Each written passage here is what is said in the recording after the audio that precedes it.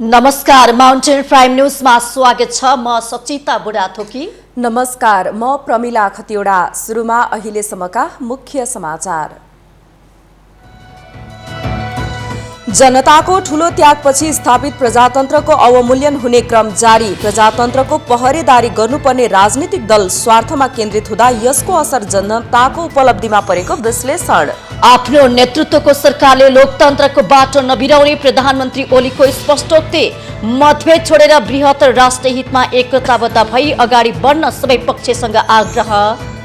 सरकारद्वारा प्रदेश 2 का प्रमुख परिवर्तन, नयाँ प्रमुखद्वारा शपथ ग्रहण, काम चलाउ स्थितिमा पुगेको सरकारले स्वेच्छाचारी ढंगले बर्खास्ती र नियुक्ति गरेको भन्दै कांग्रेसको असन्तुष्टि। प्रतिनिधि सभा विघटन विरुद्ध सर्वोच्च अदालतमा परेका रिटमाथि एमिकस क्युरीका सबै सदस्यको राय पेश। आगामी पेशी 11 गतेको लागि तोकियो। नेपालगञ्ज उपमहानगरपालिका 4 मा सीसीटीभी क्यामेरा प्रभावित बन्दै सुरक्षा व्यवस्था चुस्त बनाउन सहयोगी रहेको प्रहरीको भनाई। म्यानमारमा सैन्यको विरुद्ध विरोध प्रदर्शन गर्ने क्रम जारी। प्रदर्शनको क्रममा गोली लागेकी युवतीको मृत्यु। प्रदर्शनकारीमाथि बल प्रयोगको चौतर्फी विरोध। र फ्रेन्च लिग 1 फुटबलमा लियोन तालिकाको शीर्ष स्थानमा, लियोनसँग ब्रेस्ट 3-2 गोल अन्तरले पराजित।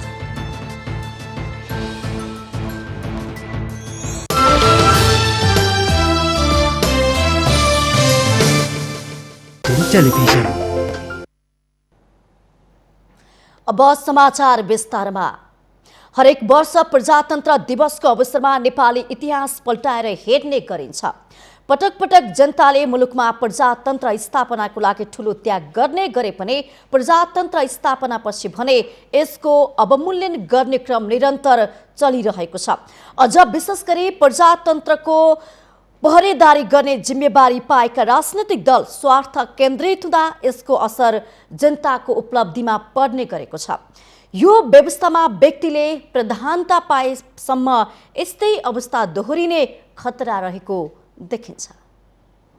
ठीक 70 वर्ष अघि आजकै दिन 2007 साल फागुन 7 गते नेपालमा जनता र राजाको संयुक्त प्रयासमा 104 वर्ष लामो जहनिया राणा शासनको अन्त्य गरी प्रजातान्त्रिक शासन प्रणालीको सुरुवात भएको थियो। तत्कालीन राजा त्रिभुवनले आजकै दिन जहानिया राणा शासनको अन्त्यसँगै संविधान सभाको निर्वाचन गरी त्यसले बनाउने नयाँ संविधानबाट मुलुकको शासन व्यवस्था सञ्चालन हुने घोषणा समेत गर्नुभएको थियो। तर सो घोषणा र तत्कालीन राणा राज विरुद्ध आन्दोलनमा होमिएको नेपाली कांग्रेस समेतको माग रहेको संविधान सभा र त्यसै मार्फत निर्माण गरिने नयाँ संविधानको सपना भने झण्डै 65 वर्षपछि मात्रै सम्भव हुन सक्यो। 2007 साल यता विभिन्न आरोह र अवरोह पार गर्दै 2072 मा गणतान्त्रिक संविधान लिएर आएको नेपालमा हाल लोकतन्त्र भन्ने गरिएको प्रजातन्त्रको पूर्णता र समग्रताका विषयमा बहस जारी नै छ। जनअपेक्षा र मुलुकको भू राजनैतिक अवस्था अनुकूल सञ्चालन गर्नुपर्ने प्रमुख दायित्व बोकेका राजनीतिक पार्टीहरूमा देखिएको व्यक्तिवादी र दलीय स्वार्थ केन्द्रित कार्यशैलीले जनताको बलिदान पछि प्राप्त उपलब्धि नै यति बेला प्रश्नले घेरिएको छ। नयाँ संविधान जारी भएर शासन प्रणालीले औपचारिक रूपमा कार्यान्वयनमा जाँदै गर्दा प्रणालीकै विरुद्धमा बेला बेलामा आवाज उठ्ने गरेका छन्। स्वयं संविधान निर्माणमै संलग्न केही शक्तिहरूले संविधान जारी हुँदै गर्दा त्यसप्रति जनाएको असहमतिले पनि वर्तमान व्यवस्थामाथि चुनौती थपिएको भन्न सकिन्छ। यस्तोमा सहजै आकलन गर्न सकिन्छ सम्पूर्ण नेपालीको चाहनाको प्रतीकका रूपमा स्थापित लोकतन्त्र जनअपेक्षा अनुरूप परिभाषित हुन सकेन। स्थापित लोकतन्त्र यति बेला मात्रै औपचारिकतामा सीमित भएको जस्तो देखिएको छ। यसो हुनुमा लोकतन्त्र हाँक्ने दायित्व बोकेका संस्थाहरूमा देखिएका विभिन्न खाले विकृतिलाई मूलत जिम्मेवार ठान्नु पर्ने हुन्छ। जे होस्, यति बेला हामी जनताका लागि जनताद्वारा सञ्चालन गर्ने शासन पद्धति अँगालेर बसेका छौं र यसको विकल्प किमार्थ पनि राजतन्त्र वा अधिनायकवाद हुन सक्दैन। विगतमै हामीले जहानिया शासन हुँदै राज्यको शक्ति राजाका हातबाट खोसेर जनताको सार्वभौमिकता कायम हुने किसिमको शासन प्रणाली स्थापित गरेका हौं। यसमा केही कमी कमजोरी पक्कै पनि नदेखिएका होइनन्, तर तिनलाई सुधार गर्न लोकतान्त्रिक शासन व्यवस्थाको विकल्प खोज्न बस्नुभन्दा पनि लोकतन्त्रलाई सही अर्थमा र जनअपेक्षा अनुकूल सञ्चालन गर्ने दायित्व बोकेका संस्थाहरूको आचरण र व्यवहारमा सुधार्नु बुद्धिमत्तापूर्ण ठहर्नेछ। लोकतन्त्रको सबैभन्दा आकर्षक सूत्र भनेकै व्यक्तिले समाज निर्माण गर्छ भन्ने नै हो। त्यही मान्यतामा टेकेर लोकतन्त्रले शासन गर्नका लागि सक्षम व्यक्तिहरूलाई बालिक मताधिकारका आधारमा छनौट गर्ने परिपाटीलाई अंगीकार गरेको हुन्छ। बहुमतले निर्वाचनका आधारमा छनौट गरेका व्यक्तिहरू बौद्धिक जनअपेक्षालाई बुझेका र देशप्रति वफादार हुन्छन् भन्ने विश्वास नै हो। तर लोकतन्त्रले बोकेका ती सबै मान्यताहरू यति बेला धुलिसात भएका छन्। सत्तामा पुरानै सत्ताका ऐजेरूहरूको प्रभाव कायम छ। प्रत्यक्षमा आन्दोलनको राप र तापबाट खरिएर आएका नेताहरू सत्तामा देखिएपछि तिनले अख्तियार गर्ने नीति र निर्माणमा भने पुरानैहरूको प्रभाव देखिँदो छ, जसमा सुधार गर्न आवश्यक भइसकेको छ। 2007 सालको जनक्रान्तिपछि स्थापित प्रजातन्त्र 10 वर्ष पनि टिक्न सकेन। 2017 मा प्रजातन्त्रको घाँटी निमोठेर स्थापित एकदलीय पञ्चायती व्यवस्थाले मुलुकमा 30 वर्ष जुन ढङ्गले प्रजातन्त्रका नाममा शासन गरेको थियो, ठिक त्यही शैलीमा यति बेला नयाँ दरबारहरूले तोकेर पठाएको व्यक्ति नै जनताले चुनेर पठाउनु पर्ने बाध्यता कायम नै छ। लोकतन्त्रको पहरेदार बन्न पुगेका राजनैतिक दल र तिनको नेतृत्वमा रहेका नेताहरूमा भेटी र प्रसाद मोह आजसम्म कायम छ। जसले उच्च भेटी र राम्रो प्रसाद अर्पण गर्न सक्यो उसैलाई जनताको प्रतिनिधि बनाउने गलत र भ्रष्ट सोचकै कारण पनि यति बेला जनताकै नजरमा लोकतन्त्र बदनाम हुँदै गएको भन्ने विश्लेषण भइरहेको छ। नेपाली लोकतन्त्रले यो भुक्तमान खप्नुमा प्रत्यक्ष, सहभागितामूलक, समावेशी, बहुसांस्कृतिक लगायत विशेषणले जनताका रूपमा तोकिएको व्यक्तिलाई मान्ने परम्परालाई निरन्तरता दिनु पनि कारण बन्न पुगेको निष्कर्ष निकाल्न सकिन्छ। किनभने हामीले स्थापित यो लोकतन्त्रको आधार नै शक्तिको इकाइका रूपमा व्यक्तिलाई प्रधानता दिएका छौँ, जसले लोकतन्त्रलाई स्थायित्व त किमार्थ दिँदैन, बरु यसले लोकतन्त्रमै धमिराको भूमिका निर्वाह गरिरहेको छ। माउन्टेन टेलिभिजन, राजनैतिक ब्युरो। प्रधानमन्त्री केपी शर्मा ओलीले आफ्नो नेतृत्वको सरकारले लोकतन्त्रको बाटो नबिराउने स्पष्ट गर्नुभएको छ। 71औं प्रजातन्त्र दिवसको अवसरमा टुडीखेलमा आयोजित समारोहलाई सम्बोधन गर्दै प्रधानमन्त्री ओलीले सरकारले लोकतान्त्रिक बाटो नबिराउने, संविधान नमिच्ने र मिच्न नदिने, जनताको अभिमत विपरीत नजाने र जान नदिने स्पष्ट गर्नुभएको हो। लोकतन्त्रको बाटो बिराउँदैन, संविधान मिच्दैन, मिच्न दिँदैन, जनताको अभिमत भन्दा विपरीत जाँदैन र जान दिँदैन, भ्रष्टाचार गर्दैन र गर्न दिँदैन। उहाँले सानातिना मतभेदलाई छोडेर बृहत्तर राष्ट्रिय हितमा एकताबद्ध भएर अगाडि बढ्न पनि सबैलाई आग्रह गर्नुभयो। प्रजातन्त्र दिवसका अवसरमा सैनिक मञ्च टुडीखेलमा आयोजित कार्यक्रममा राष्ट्रपति विद्यादेवी भण्डारी, उपराष्ट्रपति नन्दबहादुर पुन, प्रधानमन्त्री अध्यक्ष केपी शर्मा ओली लगायतको उपस्थिति थियो। यस अवसरमा उपप्रधानमन्त्री, मन्त्रीगण, संवैधानिक नियोगका प्रमुख, नेपाल सरकारका उच्च पदस्थ अधिकृत एवं कूटनीतिक नियोगका प्रमुखको उपस्थिति थियो। सो अवसरमा नेपाली सेनाको हेलिकप्टरबाट राष्ट्रिय प्रजातन्त्र दिवस अंकित ब्यानर प्रदर्शन, पुष्पवृष्टि गरिएको थियो। समारोहमा बेलुन र परेवा समेत उडाइएको थियो। नेपाली जनताको बलिदानीपूर्ण संघर्षबाट निरङ्कुश राणा शासनको अन्त्य र प्रजातन्त्रको थालनी भएको स्मरणमा हरेक वर्ष फागुन 7 गतेका दिन राष्ट्रिय प्रजातन्त्र दिवसको रूपमा मनाउने गरिन्छ।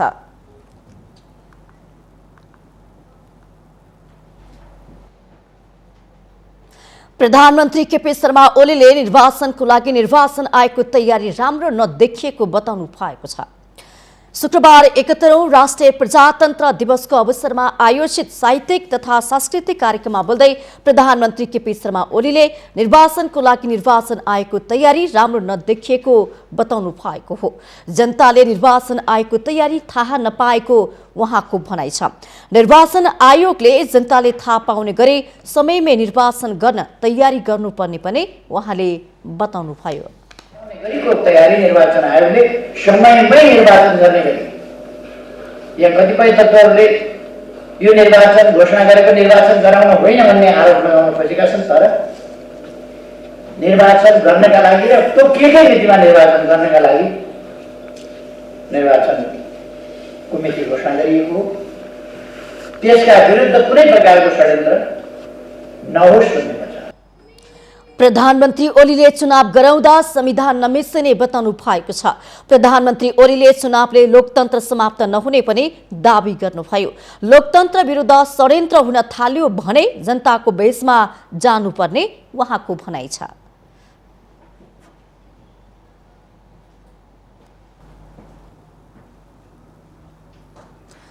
नेपाली कांग्रेसका सभापति शेरबहादुर देउवाले निर्वाचनको तयारीमा जुट्न नेता तथा कार्यकर्ताहरूलाई निर्देशन दिनुभएको छ। शुक्रबार नुवाकोटको बिदुरमा पार्टी कार्यालय उद्घाटन गर्दै सभापति देउवाले प्रतिनिधि सभा पुनर्स्थापना भए पनि निर्वाचन हुने भएकोले निर्वाचनमा जुट्न नेता तथा कार्यकर्ताहरूलाई निर्देशन दिनुभएको हो। नेकपाका ओली पक्ष र दाहाल नेपाल पक्ष चुनावमा जानकै लागि चुनाव चिन्हका लागि लडिरहेको बेला आफ्ना पार्टीका नेताहरू चुनाव हुँदैन भन्दै हिँडेकोमा आपत्ति जनाउनुभयो। 6 महिनाभित्र संविधान संशोधन चुनाव गरिसक्नुपर्छ।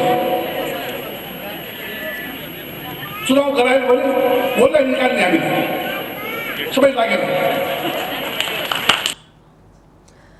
त्यसैगरी नेता प्रकाशमान सिंहले सर्वोच्च अदालतले प्रतिनिधि सभा पुनर्स्थापना गर्ने विश्वास व्यक्त गर्दै न्यायमूर्तिहरूले न्याय दिँदा संविधानको व्यवस्था र भावनालाई हेरेर दिने बताउनुभयो। यसैगरी पूर्व अर्थमन्त्री तथा केन्द्रीय सदस्य डाक्टर रामशरण महतले नेकपाको आन्तरिक झगडा र संघर्षले प्रतिनिधि सभा विघटन गर्ने अधिकार सरकारसँग नभएको उल्लेख गर्नुभयो। त्यसैगरी युवा नेता गगन थापाले संविधानलाई कुनै पनि हालतमा कांग्रेसले तलमाथि हुन नदिने भन्दै अदालतले न्याय दिएर प्रतिनिधि सभा पुनर्स्थापना हुने विश्वास व्यक्त गर्नुभयो। छलफल तमासा हो र सडकबाट फैसला सुनाउनुहुन्छ। संसद 1, 2, 3 पुनर्स्थापना हुँदैन। कार्यक्रममा बागमती प्रदेशका विभिन्न जिल्लाका जिल्ला सभापतिहरूले पार्टीले संसद पुनर्स्थापनाको मुद्दा लिएर जनतामाझ जान नेतृत्वलाई आग्रह गरेका छन्। प्रधानमन्त्री तथा मन्त्री परिषदको सिफारिसमा राष्ट्रपति विद्यादेवी भण्डारीले शुक्रबार प्रदेश 2 का प्रदेश प्रमुख तिलक परियारलाई पदमुक्त गर्नुभएको छ। नेकपा विवादका बेच पदमुक्त गर्ने श्रृङ्खलामा नयाँ अध्याय थप्दै प्रदेश 2 प्रमुखको परिवर्तन भएको हो। परियारलाई हटाएर उहाँको ठाउँमा राजेश झालाई नियुक्त गरिएको छ। मन्त्री परिषदले परियारको बर्खास्ती र झाको नियुक्तिको लागि कहिले सिफारिस गरेको भन्ने खुलेको छैन। राष्ट्रपति भण्डारीले संविधानको धारा 165 को ख अनुसार परियारलाई पदमुक्त गरेको राष्ट्रपतिको कार्यालयले जनाएको छ। झाले शुक्रबार पद तथा गोपनीयताको शपथ पनि लिनु भएको छ। संविधानको उक्त धारामा प्रदेश प्रमुखको पदावधि समाप्त भएमा वा सो अगावै राष्ट्रपतिले पदमुक्त गरेमा पद रिक्त हुने उल्लेख छ। पार्टी विवादकै कारण बर्खास्ती र नियुक्ति भएको भए पनि प्रमुख प्रतिपक्षी नेपाली कांग्रेसले समेत यसको विरोध गरेको छ। शुक्रबार कांग्रेस प्रवक्ता विश्व प्रकाश शर्माले विज्ञप्ति जारी गर्दै काम चलाउ स्थितिमा पुगेको सरकारले स्वेच्छाचारी ढंगले बर्खास्त नियुक्ति आदि काम गर्न नमिल्ने बताउनु भएको छ। कांग्रेसले नियुक्ति बर्खास्तीको कार्य अविलम्ब रोक्न समेत सरकारलाई चेतावनी समेत दिएको छ। माउन्टेन प्राइम न्यूजमा पालो भएको छ विश्रामको।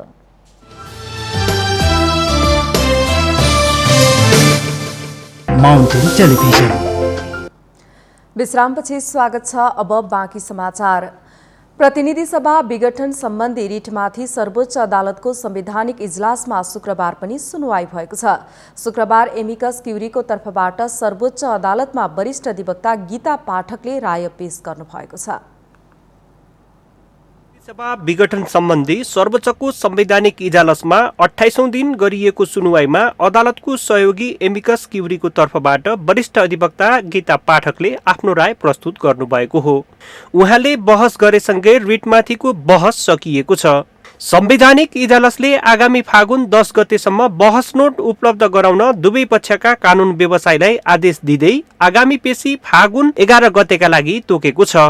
शुक्रबार आफ्नो राय पेश गर्दै वरिष्ठ अधिवक्ता पाठकले बहुमत प्राप्त प्रधानमन्त्रीले प्रतिनिधि सभा विघटन गर्न नसक्ने संवैधानिक प्रावधान रहेको तर्क पेश गर्नुभयो। संविधानको धारा 76 का सबै उपधाराहरूको प्रयोग गर्दा समेत प्रतिनिधि सभाले प्रधानमन्त्री दिन नसकेमा मात्र धारा 76 को उपधारा 7 बमोजिम प्रतिनिधि सभा विघटन हुने उहाँको भनाइ छ। संविधानको धारा 76 को उपधारा 1 देखि सरकार गठनका लागि व्यवस्था गरिएका विभिन्न धारा प्रयोग नगरिकन प्रतिनिधि सभा विघटन गर्न नमिल्ने उहाँको जिकिर छ। साथै संविधानको धारा 85 मा अगावै विघटन भएमा भन्ने शब्दावली रहेको भन्ने सरकारी कानून व्यवसायीको तर्कको पनि उहाँले खण्डन गर्नु भएको छ। धारा 85 को अगावै भन्ने शब्दावलीलाई वर्तमान संविधानको धारा 76 का विभिन्न उपधारा अन्तर्गत पहल गर्दा पनि सरकार बन्न नसकेर विघटन गर्नु परेको अवस्थाका रूपमा बुझ्नुपर्ने उहाँले बताउनुभयो। त्यस्तै उहाँले विगतका संविधानलाई मेट्न नसके पनि सम्झेर मात्र पनि काम नहुने तर्क गर्नुभएको छ।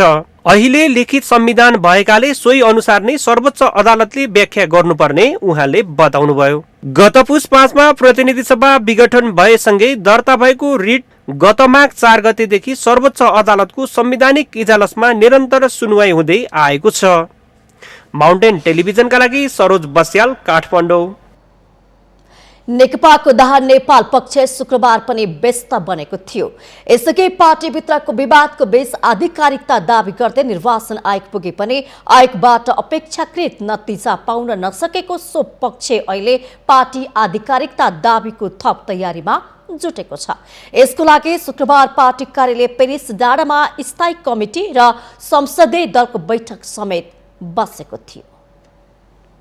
निर्वाचन आयोगले नेकपाका दुवै पक्षको आधिकारिकता अस्वीकार गरेसँगै नेकपाको दाहाल नेपाल पक्ष अहिले आधिकारिकताको कसरतमा जुटेको छ। यसका लागि शुक्रबार पार्टी कार्यालय पेरिस डाँडामा केन्द्रीय सदस्यहरूलाई नागरिकता सहित उपस्थित हुन सूचना जारी गरिएको थियो। संकलित नागरिकताको प्रयोग निर्वाचन आयोगमा आधिकारिकता दावी गर्न प्रयोग गरिने बताइएको छ। नेकपाको ओली पक्षले निर्वाचन आयोगलाई आफ्नो पक्षमा निर्णय गर्न नदिएको आरोप लगाउँदै दाहाल नेपाल पक्षले आवश्यक परेमा केन्द्रीय कमिटी सदस्यको नागरिकता संकलन गरेको बताएको छ। अदालतमा के भइरहेको छ, निर्वाचन आयोगमा के हुँदैछ भनेर सबै साथीहरूलाई जानकारी दिनु र आवश्यक छलफलका लागि आजको बैठक बोलाइएको नागरिकता संकलन गरिएको नेकपा विदेश विभागका उपप्रमुख विष्णु रिजालले जानकारी दिनुभयो।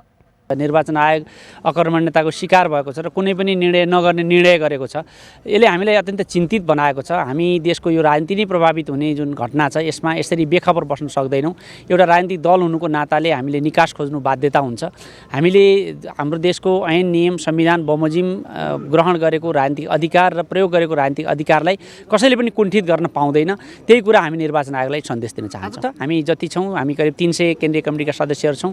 त्यो मध्ये आज हामी करिब सबै उपस्थित छौँ। केही साथीहरू बिसन्चोको कारण आउन सक्नु भएको छैन, उहाँहरूले पनि खबर गर्नुभएको छ। हाम्रो जुन सङ्ख्या छ त्यसमा चाहिँ तलमाथि छैन। पार्टीभित्रका 441 केन्द्रीय सदस्य कुन कुन पक्षमा छन् भनेर आयोगलाई जानकारी दिनका लागि नागरिकता संकलन गरिएको नेत्री रामकुमारी झाँक्रीले बताउनुभयो। हामीले निर्वाचन आयोगमा हाम्रो बैठकको माइनेट पेश गरेका छौँ। त्यो माइनेटमा गरिएको सिग्नेचरको त्यो प्रमाणीकरण गर्नलाई शनाखत गर्नलाई चाहिँ निर्वाचन आयोगमा जानुपर्छ। फाइनल्ली निर्वाचन आयोगले बोलायो भने विगतमा अस्ति भर्खर उहाँ मिडियामा पनि बोल्नु भएको छ। पूर्व निर्वाचनको प्रमुख आयुक्त अरू पार्टीहरूको विवादको सन्दर्भमा पनि को कता हो भन्ने कुरा दुईटा रोस्टर राखेर शनाखत गराइएको थियो भनेर बोल्नु भएको छ। त्यसकारण विधि पनि त्यही हो, हाम्रो निर्वाचन दल सम्बन्धी कानुनले पनि त्यही कुरा गर्छ।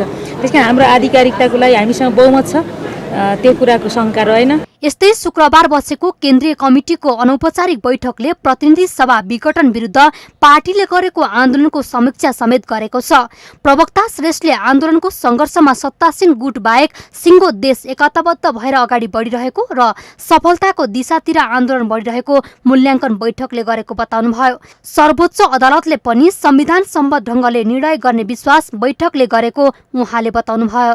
सत्तासीन गुट बाहेक सिङ्गो देश एकताबद्ध भएर अगाडि बढाइरहेको, सफलतापूर्वक अगाडि बढिरहेको र यसले सफलताको दिशातिर आन्दोलन अगाडि बढिरहेको मूल्याङ्कन गरिएको छ र छिट्टै सर्वोच्च अदालतले यस सम्बन्धमा विचाराधीन मुद्दाका बारेमा फैसला गर्ने स्थिति आएको छ। केन्द्रीय कमिटीमा भएको बहुमतको सङ्ख्यामा आज विशेष कारणले नआउनु भएको केही बाहेक अधिकांश सदस्यहरू छन् र अत्यधिक बहुमत केन्द्रीय कमिटीको आज उपस्थित हुन्। यति बेला नेकपाको दाहाल नेपाल पक्ष चुनाव हुन नसक्ने भन्दै प्रतिनिधि सभा पुनर्स्थापनामा जोड दिइरहेको छ। तर आगामी दिनमा निर्वाचन हुन सक्ने सम्भावनालाई समेत मध्यनजर गर्दै पार्टी विवादमा यति बेला दाहाल नेपाल पक्ष केन्द्रित भएको हो कि भन्ने समेत देखिएको छ। माउन्टेन टेलिभिजनका लागि संगीता अधिकारी, काठमाडौँ। बर्दघाट सुस्ता पूर्व नवलपरासीको देवचुली नगरपालिका 4 का स्थानीयले विगत 50 वर्षभन्दा बढी समयदेखि भोग चलन गर्दै आएको जमिनको पूर्जा पाउन नसकेको गुनासो गरेका छन्। आफूहरू जन्मेदेखि बस्दै आएको जमिन सामुदायिक वन क्षेत्रमा परेको र सो जमिनको पूर्जा नपाउँदा पीडा बढेको उनीहरूको भनाइ छ। बर्दघाट सुस्ता पूर्व नवलपरासीको देवचुली नगरपालिका 4 बस्ने कुल बहादुर श्रीष मगरले जग्गा जोत भोग गरेको 55 वर्ष भयो। आफू जन्मेदेखि हालसम्म उक्त जमिनमा जोत भोग गरे पनि मगरले आफ्नो जमिनका रूपमा लिन पाएका छैनन्। कारण हो उनी बसेको जमिनको पूर्जा नै छैन। देवचुली नगरपालिकाको शान्ति गैरा र झाक्रेमा बसोबास गर्ने अधिकांश स्थानीयसँग उपभोग गरिरहेको जमिनको पूर्जा छैन। सामुदायिक वन क्षेत्रभित्र बसेका कारण वनले पूर्जा वितरणमा रोक लगाएपछि उक्त बस्तीका 75% जग्गा तथा घर पूर्जा विहीन बनेका हुन्। 2036 सालदेखि बस्ती विकास हुँदै गएको उक्त क्षेत्रमा हालसम्म पनि आफ्नो जमिनका रूपमा स्थानीयले लिन पाएका छैनन्। बस्तीलाई वन क्षेत्र बनाउँदा विकासका कामहरू पछि परेको र स्थानीयले विकासको अनुभूति नै गर्न नपाएको उनीहरू बताउँछन्। 2049 को चाहिँ वन ऐन अवधारणा यो सामुदायिक वन ऐन अवधारणा आयो र त्यसपछि 51 सालमा यो बस्तीलाई यो अमर ज्योति अमर सामुदायिक वन बनाएर त्यो वनभित्र चाहिँ नि यो सामुदायिक वनभित्र यो बस्तीलाई पार्यो। पारिसकेपछि हामी यो चाहिँ नि यो अतिक्रमण क्षेत्र भनेर भन्ने गरियो, तर चाहिँ यो अतिक्रमण क्षेत्र होइन। यो ठाउँमा चाहिँ अहिले तपाईँको जङ्गलभित्र भनिसकेपछि प्रायः जसो विकासका पूर्वाधारहरू आउन एकदम असहज भइरहेको छ। आउनलाई एकदम गाह्रो हुने हरेक वडाहरूमा जस्तो जहाँनिर चाहिँ सुकुम्बासी नभइकन हुकुम्बासी भएको ठाउँमा चाहिँ हरेक कुराहरूको पानी, बाटो, बिजुली अनेक थरीको चाहिँ विकास हुने, तर हाम्रो यहाँनिर चाहिँ हरेक कुराहरू एकदम पछि आउने, हरेक कुराहरूलाई पछाडि परेको मात्रै महसुस गर्छु म। यता देवचुली नगरपालिका 4 वडा कार्यालयले भने वन क्षेत्रभित्र रहेको जमिनको पूर्जा दिन वा बस्तीलाई वन क्षेत्रबाट बाहिर ल्याउन स्थानीय तहको हातमा नरहेको जनाएको छ। सुकुम्बासी समस्या समाधान गर्न नसकिएको वडा अध्यक्ष गिरबहादुर थापाले स्वीकार गर्नुभएको छ। हामीले चुनावको बेलामा पनि हामीले सबैको अब स्थानीय सरकार, प्रदेश सङ्घ सबैका बाट जसले यहाँ जितेर जानुभयो, जो यहाँ भोट माग्न आउनुभयो, त्यति बेला हामीले पहिलो प्राथमिकता हामी सुकुम्बासीको समस्याको समाधान गर्छौँ भनेर हामीले चाहिँ भनेका थियौँ। अब म यो वडाको वडाध्यक्ष भएको नाताले मैले पनि त्यस्ता कमिटमेन्टहरू गरेको थिएँ, तर हामी स्थानीय तहको पनि लास्टको वडाको सरकार भएको कारणले गर्दाखेरि सबै कुरो हाम्रो हातमा नहुने। भूमिहीनहरूलाई जग्गा तथा पूर्जा वितरण गर्ने विषय पूर्वी नवलपरासीमा मात्र नभई देशका अधिकांश स्थानमा समस्या खडा भएको छ। यसका लागि कति जिल्लाहरूमा सुकुम्बासीहरूको पहिचान संकलनका अभियानहरू पनि थालिएका छन्। माउन्टेन टेलिभिजनका लागि नलपुर सहकर्मी लालकुमार भट्टराईको सहयोगमा जिल्ला ब्युरो। संचार तथा सूचना प्रविधि मन्त्री पार्वत गुरुङले श्रमजीवी ऐन लागू गर्न सरकार तयार रहेको बताउनु भएको छ।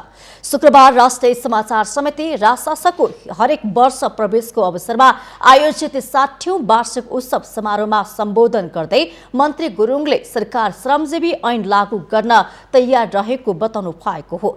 उहाँले पत्रकार महासंघले श्रमजीवी ऐन लागू गराउनको निम्ति आन्दोलन गरे सरकारको साथ रहने पनि प्रश्न पार्नु भएको छ। पत्रकारहरूले सञ्चार गृहले गरेको अन्याय र शोषणको आक्रोश सरकारलाई व्यक्त गर्ने गरेको उहाँको भनाइ छ। मन्त्री गुरुङले ब्रेकिङ न्युजको होडबाजीले आम सञ्चार क्षेत्र र पत्रकारिता क्षेत्रप्रति मानिसहरूको विश्वसनीयता घट्ने गरेको पनि बताउनु भएको छ।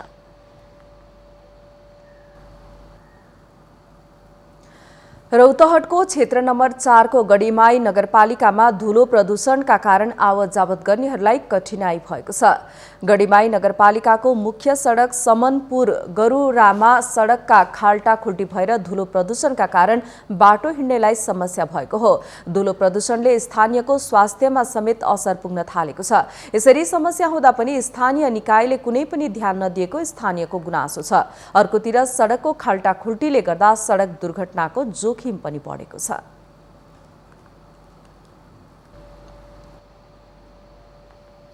गौतम बुद्ध अन्तर्राष्ट्रिय क्रिकेट रङ्गशाला निर्माणको लागि ललितपुर महानगरपालिकाले 20 लाख रुपियाँ आर्थिक सहयोग गरेको छ।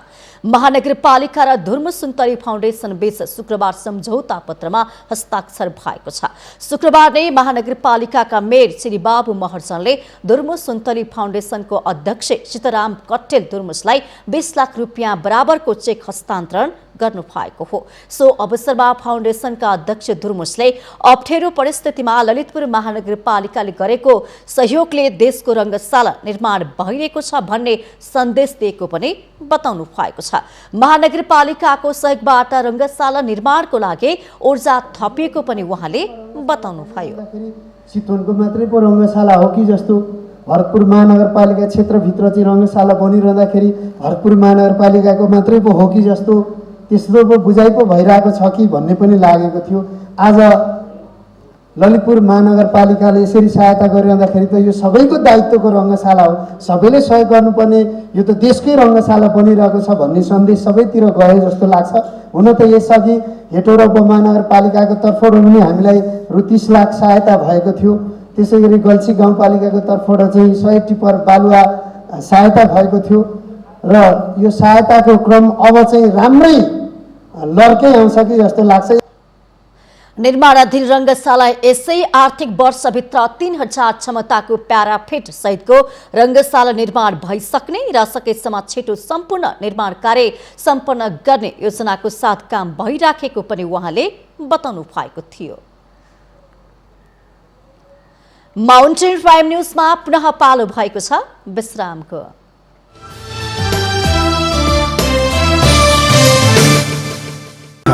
Mountain television.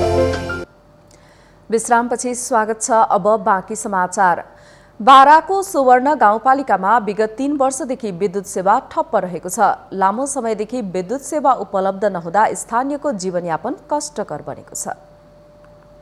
बाराको सुवर्ण गाउँपालिकाको वडा नम्बर 2 र 3 मा विद्युत सेवा ठप्प भएको 3 वर्ष भइसक्यो। उपभोक्ता समितिको विवादको कारण स्थानीयले प्रयोग गर्दै आएको विद्युत सेवा ठप्प भएको थियो। विवादको कारण बाँकी रहेको बक्यौता पनि लामो समयदेखि रोकिएको थियो। तर स्थानीय र गाउँपालिकाको पहलमा बाँकी रहेको सम्पूर्ण बक्यौता रकम भुक्तानी गरेपछि विद्युत सेवा नियमित हुन नसकेको गाउँपालिकाले जनाएको छ। विद्युत प्राधिकरणको लापरवाहीको कारण रकम तथा प्राधिकरणले भने अनुसारका सबै कागजपत्रहरू बुझाइए पनि विद्युत सेवा सुचारू हुन नसकेको बताइएको छ। के छ कि पहिला यो सामुदायिकमा थियो, अब सामुदायिकमा अब तराईतिर मान्छे त्यति त्यो उपभोग गर्न पाइँदैन। अब आपसैमा त्यो उपभोक्ताको अध्यक्षले झगडा विवाद गर्यो तर त्यसलाई अब नष्ट पारिदियो।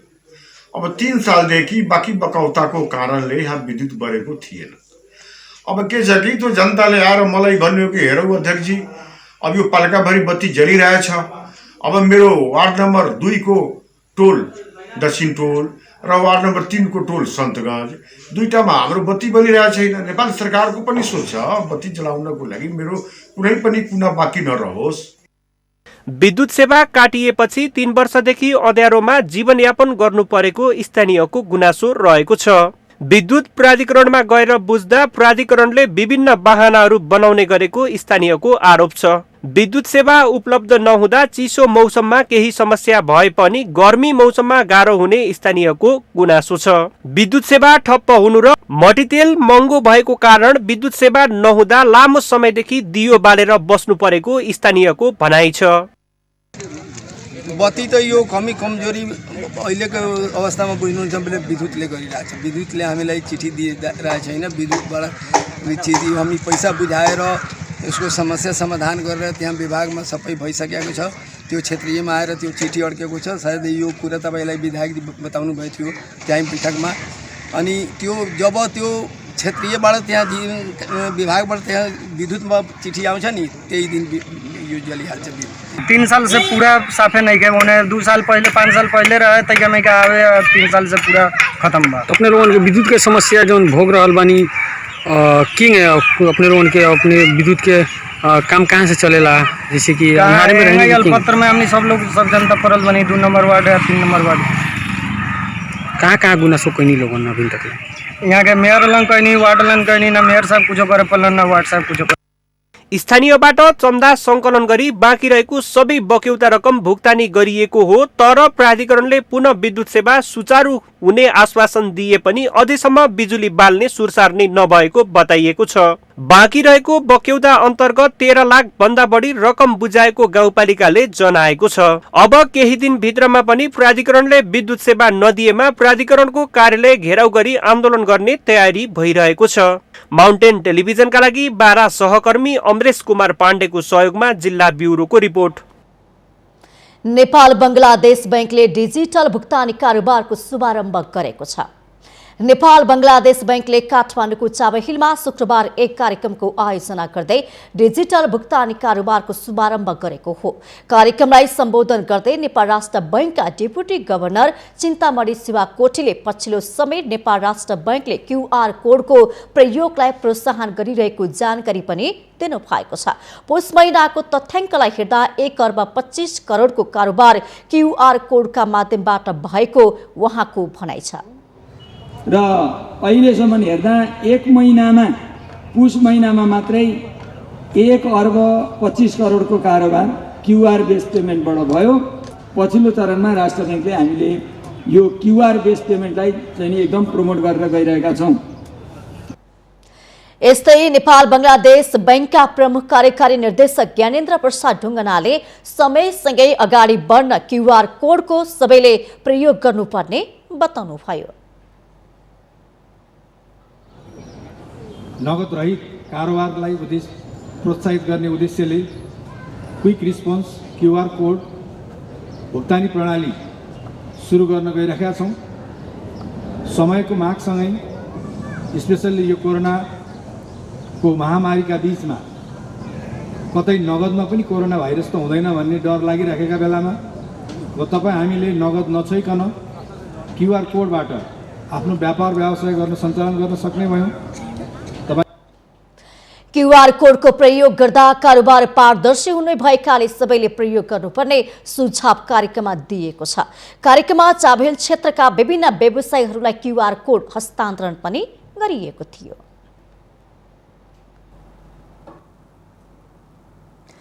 नेपालगञ्ज उपमहानगरपालिका 4 का विभिन्न बजार क्षेत्रहरूमा जडान गरिएको सीसी क्यामेराहरूले पछिल्लो समय प्रहरीका लागि अपराध र अपराधी पत्ता लगाउन सहज भएको छ। सीसी क्यामेराले वडाभित्र सुरक्षा व्यवस्था चुस्त बनाउन समेत मद्दत गरेको प्रहरी कार्यालयले जनाएको छ। नेपालगञ्ज उपमहानगरपालिका 4 स्थित सल्यानी बाग क्षेत्रबाट केही समय अघि एउटा मोटरसाइकल चोरी भयो। चोरीको हल्ला टोलभरि फैलियो तर चोर तत्काल पत्ता लगाउन सकिएन। त्यसपछि स्थानीय बासिन्दाको ध्यान नेपालगञ्ज उपमहानगरपालिका 4 वडा कार्यालयले जडान गरेको सीसी क्यामेरातर्फ सोझियो। प्रहरीको समन्वयमा कार्यालयमा रहेको सीसी क्यामेराको फुटेज हेरेर चोरको पहिचान भएसँगै मोटरसाइकल फिर्ता ल्याउन सम्भव भयो। सोही टोलमा केही समय अघि एउटा सडक दुर्घटना भयो। दुर्घटना गराएर मोटरसाइकल भाग्यो। स्थानीयले सल्यानी बाग स्थित वडा कार्यालयमा रहेको सीसी क्यामेराको फुटेज हेरेर मोटरसाइकलको नम्बर पत्ता लगाए। त्यसपछि यातायात कार्यालयबाट उक्त मोटरसाइकल धनीको पहिचान गरे र उसलाई पनि कारबाहीको दायरामा ल्याउन सफल भए। नेपालगञ्ज उपमहानगरपालिका 4 नम्बर वडा कार्यालयले जडान गरेका सीसी क्यामेराका कारण थुप्रै घटना दुर्घटनामा अनुसन्धान गर्न प्रहरीलाई सहज भएको छ। वडा कार्यालयले दैनिक रूपमा अचेल आफ्नो क्षेत्रको निगरानी सीसी क्यामेराबाटै गरिरहेको छ। कार्यालयले आर्थिक वर्ष 2076-77 को बजेटबाट विभिन्न स्थानमा 12 वटा सीसी क्यामेरा जडान गरेको थियो। धेरै कुरा चोरी चपाडी भइरहेको थियो र त्यसलाई रोक्नको लागि मैले एक कदम अगाडि बढेर सीसी क्यामेराको योजना लिएर आएँ र सीसी क्यामेरा अहिलेसम्म मैले 11 स्थानमा जडान गरिसकेको छु र दोस्रो चरण अब 77-78 मा पनि बजेट मैले हालेको छु र अब 10 वटा फेरि सीसी क्यामेरा जडान हुन्छ। समाजमा विकृति, चोरी, सडक दुर्घटना, गलत काम नहोस् भनेर नै वडामा सीसी क्यामेरा जडान गरिएको हो। अन्य स्थानहरूमा पनि जडान गरी वडालाई चारैतर्फबाट सुरक्षाको दृष्टिकोणले सहज होस् भनेर योजना पनि रहेको समेत वडा प्रहरी कार्यालयले जनाएको छ। अपराध अनुसन्धान गर्नमा त यसले टेक्निकल इन्भेस्टिगेसन त धेरै अहिलेको नयाँ प्रविधि भन्नाले 2-4 वर्ष अगाडिदेखि चलेकै छ। तर पनि यो त अहिले हामी म्यानुअल इन्भेस्टिगेसनबाट अगाडि बढ्न सक्दैनौँ। हामीले गर्ने टेक्निकल इन्भेस्टिगेसन नै हो। यसले टेक्निकल इन्भेस्टिगेसनले हामीलाई धेरै सहज पुर्याएको छ। अपराध अनुसन्धान गर्नमा प्रविधिले प्रहरीलाई धेरै सजिलो बनाइदिएको र त्यसमा पनि वडा कार्यालयले जडान गरेका सीसी क्यामेराबाट थप बल पुगेको छ। त्यसैले सम्पूर्ण स्थानहरूमा सुरक्षा व्यवस्थालाई चुस्त बनाउनका लागि सीसी क्यामेरालाई प्रयोगमा ल्याउन जरुरी छ। माउन्टेन टेलिभिजनका लागि बाँके सहकर्मी रविन्द्र घिमिरेको सहयोगमा जिल्ला ब्युरो। हामीसँग आर्थिक, अन्तर्राष्ट्रिय र खेल समाचार बाँकी नै छन्। माउन्टेन प्राइम न्युजमा फेरि पालो भएको छ विश्रामको।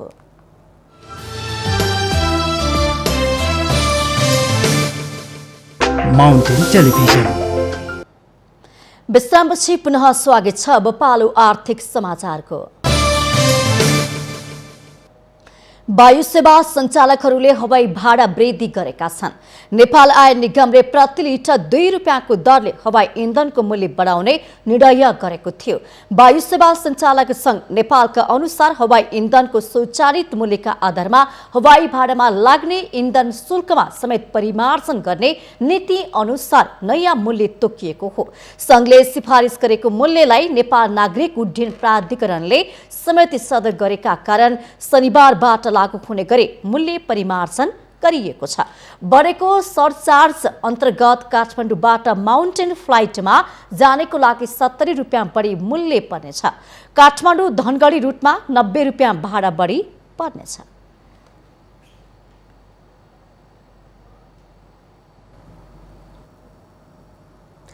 अब पालो अन्तर्राष्ट्रिय समाचारको।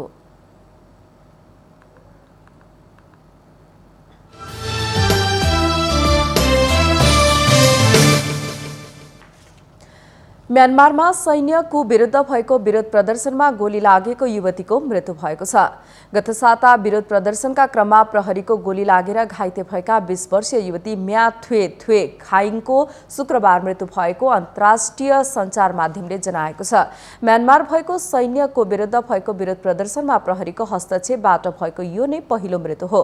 प्रहरीले प्रदर्शनकारीको भिडलाई तितर बेतर पार्न पानीको फोहरा, रबर र गोली प्रहार गरेका थिए। अधिकारकर्मीका अनुसार ती युवती गोली नै लागेर घाइते भएकी थिइन्। खाइङको उपचारका क्रममा मृत्यु भएको हो। सैन्यको पछि म्यानमारमा हरेक दिन विरोध प्रदर्शन भइरहेको छ। सैनिक सरकारले प्रदर्शनकारीहरूमाथि चरम बल प्रयोग गरेको भन्दै चौतर्फी विरोध समेत भएको छ।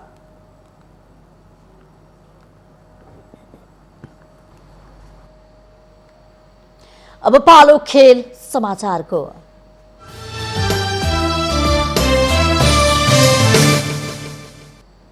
लियोन फ्रेन्च लिग 1 फुटबलको शीर्ष स्थानमा उक्लिएको छ। लिग अन्तर्गत शुक्रबार रातै सम्पन्न खेलमा लियोनले ब्रेस्टलाई 3-2 पराजित गरेको हो। अबे मैदानमा भएको खेलमा लियोनका लागि तोलेन्टिनो कोहेलो डी लिमाले 9औं, एओरले 29औं र मेम्फिस डिपेले 44औं मिनेटमा पेनाल्टी मार्फत गोल गरे। ब्रेस्टका लागि 53औं मिनेटमा चाडो नेट र 74औं मिनेटमा कार्नानाले गोल गरे। जितसँगै शीर्ष स्थानमा पुगेको लियोनको 26 खेलबाट 55 अङ्क भएको छ।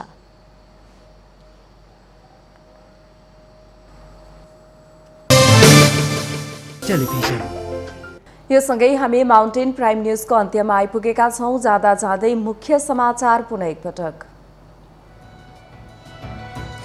जनताको ठूलो त्यागपछि स्थापित प्रजातन्त्रको अवमूल्यन हुने क्रम जारी। प्रजातन्त्रको पहरेदारी गर्नुपर्ने राजनीतिक दल स्वार्थमा केन्द्रित हुँदा यसको असर जनताको उपलब्धिमा परेको विश्लेषण। आफ्नो नेतृत्वको सरकारले लोकतन्त्रको बाटो नबिराउने प्रधानमन्त्री ओलीको स्पष्टोक्ति। मतभेद छोडेर बृहत्तर राष्ट्रिय हितमा एकताबद्ध भई अगाडि बढ्न सबै पक्षसँग आग्रह। सरकारद्वारा प्रदेश 2 का प्रमुख परिवर्तन, नयाँ प्रमुखद्वारा शपथ ग्रहण। काम चलाउ स्थितिमा पुगेको सरकारले स्वेच्छाचारी ढंगले बर्खास्ती र नियुक्ति गरेको भन्दै कांग्रेसको असन्तुष्टि। प्रतिनिधि सभा विघटन विरुद्ध सर्वोच्च अदालतमा परेको रिटमाथि एमिकस क्युरीका सबै सदस्यको राय पेश। आगामी पेश 11 गतेको लागि तोकियो। नेपालगञ्ज उपमहानगरपालिका 4 मा सीसीटीभी क्यामेरा प्रभावकारी बन्दै सुरक्षा व्यवस्था चुस्त बनाउन सहयोगी रहेको प्रहरीको भनाई। म्यानमारमा सैनिकको विरुद्ध विरोध प्रदर्शन गर्ने क्रम जारी। प्रदर्शनको क्रममा गोली लागेकी युवतीको मृत्यु। प्रदर्शनकारीमाथि बल प्रयोगको चौतर्फी विरोध। र फ्रेन्च लिग 1 फुटबलमा लियोन तालिकाको शीर्ष स्थानमा। लियोनसँग ब्रेस्ट 3-2 गोल अन्तरले पराजित।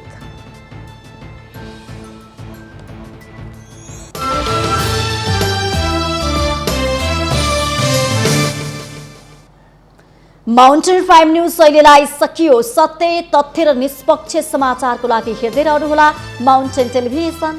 नमस्कार।